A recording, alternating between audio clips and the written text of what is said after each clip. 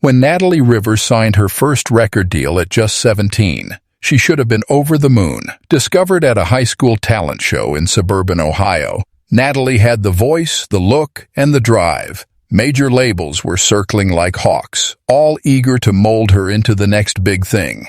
She was smart enough to know what that meant. Glossy pop hits, slick choreography, and sugary lyrics. There was only one problem. Natalie didn't want any of it. She didn't dream of stadiums filled with tween fans waving glow sticks. She wanted to feel sweat dripping off her forehead under hot club lights, a guitar strapped across her chest, screaming into a mic over distorted amps. Her heroes weren't pop stars, they were Courtney Love, Kim Gordon, PJ Harvey. She loved the rawness, the chaos, the flaws. But when she walked into her label's Los Angeles offices, they saw a very different kind of star. The first words out of her AR manager's mouth: "We're thinking early. Britney meets Avril. Edgy, but safe. Think radio." Natalie forced a smile, but inside, her stomach dropped. That meeting set the tone for everything that followed. The demo war begins. Natalie had written dozens of songs before even stepping foot into a professional studio. They were angry, messy, deeply personal tracks with fuzzy guitars and shouted choruses. But the label wasn't interested. "We need something that moves," they'd say. "Something with a beat." They brought in a team of pop producers, song doctors known for sculpting chart toppers. Natalie, still a teenager, was repeatedly told to trust the process. It didn't help that she was alone. Her manager, who once encouraged her songwriting, began siding with the label. Even when Natalie tried to push back, she'd hear things like, "This is how the industry works," or worse, "Don't blow your shot." The first single they pushed her to record was called Alex, Trick Heartbeat. It had nothing to do with her life. The lyrics were about partying with strangers and falling in love at the club. Natalie hated it, but the producers insisted, "It's catchy. It'll do numbers." She tracked the vocals through clenched teeth. Privately, she began recording her own demos after hours.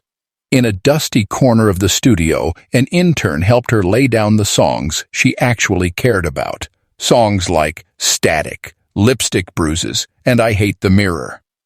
Those tracks were unpolished, raw, screaming with heartbreak and rage, but they were real. Still, when the label compiled the final track list for her debut album, none of them made the cut. The album that wasn't hers. In the spring of 2007, Burning Bright was released. The cover showed Natalie in a pink leather jacket, half smiling like she didn't recognize her own reflection. The promo run was relentless.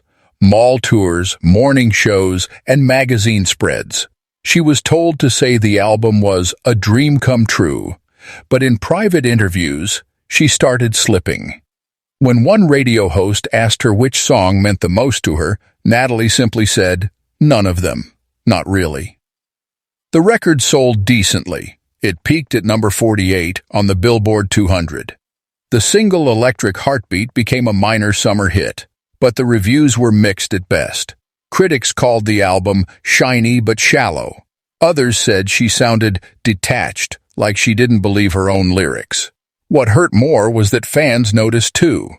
The internet was starting to play a bigger role in music culture, and Natalie's earliest followers, the ones who heard her play acoustic gigs at grimy coffee shops, were furious. "This isn't the Natalie I know," one fan wrote on MySpace. "Let her rock," said another, but the label didn't care. They had a plan: remix the next single, push it to clubs, and get her an opening slot on a teen pop tour. Natalie was suffocating. The implosion and the exit.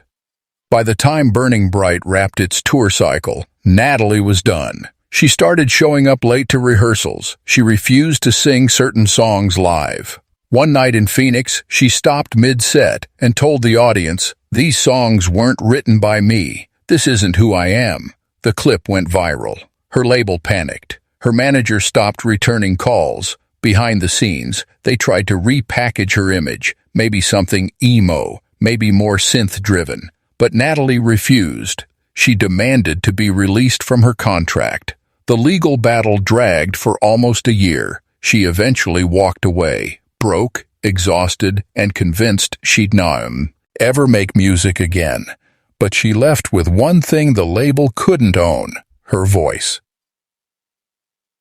The basement tapes resurface. Natalie disappeared from the public eye. She moved to Portland, started waitressing, and quietly began playing local shows again under the name N. Rivers. The music was different now, louder, heavier, more experimental. It wasn't trying to sell anything. It was just pain and passion and distortion. But something strange happened in 2014. A music blogger stumbled across an old leaked demo of Static on a forgotten forum. It had no polish, just Natalie and a guitar, screaming into a cheap mic. But the emotion was undeniable. The post went viral on Reddit's r/r's Indie Heads.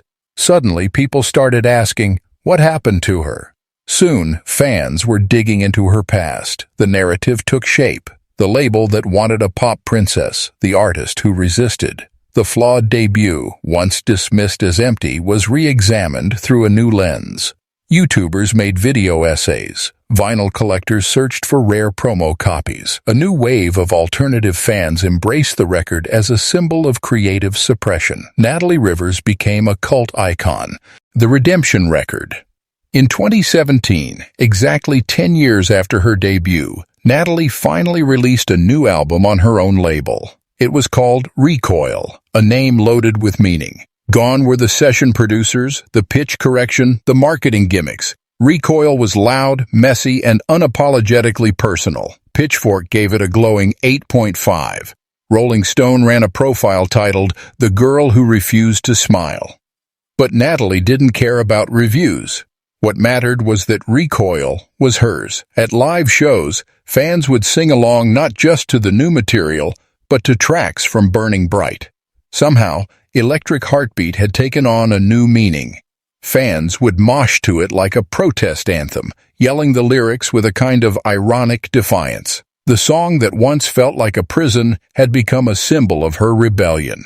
Natalie finally smiled. This time, it was real. A flawed masterpiece and a warning. Today, Burning Bright is remembered less as a pop record and more as a battle cry. It represents a moment in time when an artist was caught in the machine and found a way out.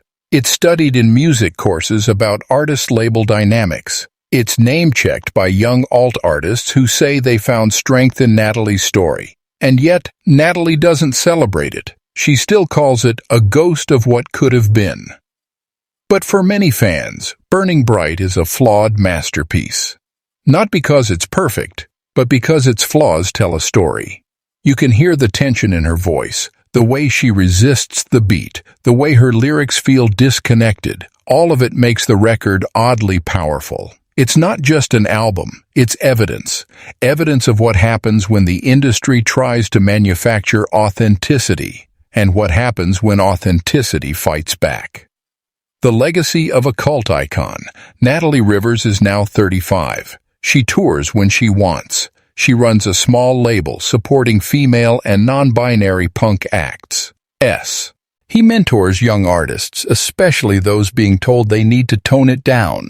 She tells them they'll always want to fit you into something. Be louder. Her fan base isn't massive, but it's loyal. They wear vintage Burning Bright shirts like armor.